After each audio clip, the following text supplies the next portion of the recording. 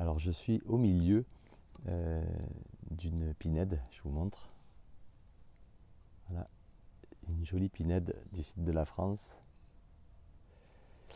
Alors ce matin, vous pouvez sentir ma détente, je pense, ma sérénité. Je voudrais vous faire part, salut Sabrina, vous faire part de la petite astuce du jour. C'est suite à une lecture matinale après une petite méditation. Salut Isabelle. En fait, j'ai lu un petit texte aujourd'hui d'un Mexicain et qui expliquait ce que lui avait enseigné sa maman. Et j'ai trouvé ça à la fois très poétique et en même temps très, très réel. Ce petit homme, qui était âgé de 12 ans, dit à sa maman, salut Sabrina, voilà, ma mère m'a appris à écouter les fleurs en fait. Et tous les matins, il essayait d'écouter les fleurs et il n'entendait pas vraiment.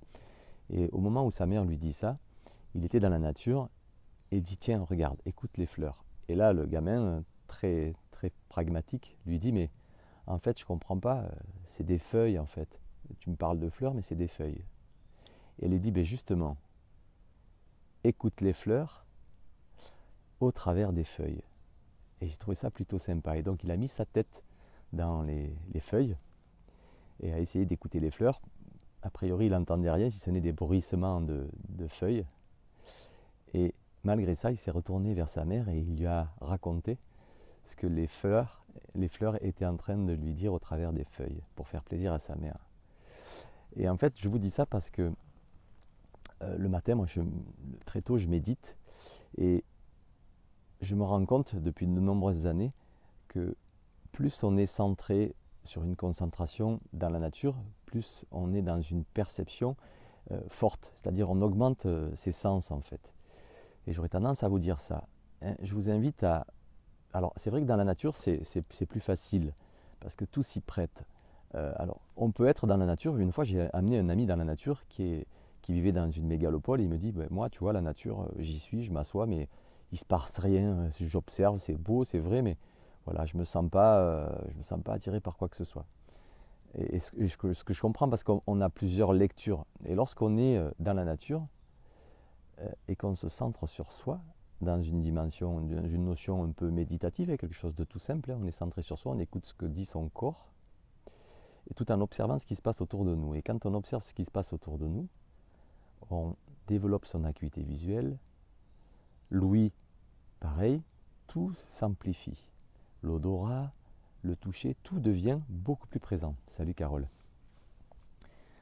Donc je vous invite à faire ça le matin, si vous pouvez, ou à un autre moment dans la journée, mais allez au contact de la nature. Et vous verrez qu'au contact de cette nature, vous aurez ce premier degré d'observation, de couleur, c'est beau, c'est magnifique, c'est chatoyant, c'est triste, c'est sombre, c'est gai, c'est lumineux. Et derrière ça, posez-vous, centrez-vous sur vous, et observez ce qui se passe en termes de perception. Et vous allez vous rendre compte que la nature vous guide vers d'autres perceptions que les perceptions de premier degré. Ça, si on le met en application sur sa propre existence, ça devient intéressant. Si vous êtes dans la relation à l'autre, vous êtes centré sur vous, tout en augmentant vos perceptions, vous allez vous rendre compte qu'il y a plein de choses intéressantes qui se passent. Alors l'astuce du jour, ça serait ça. La symbolique de ce petit garçon avec ses feuilles, pour qu'il entende les fleurs, ce serait de dépasser ce premier degré d'observation, de perception, pour approfondir un deuxième degré qui serait une amplification de vos sens en vous centrant sur vous. Essayez ça aujourd'hui, en famille, en nature, dans une balade. Et voilà, c'était la petite astuce du jour.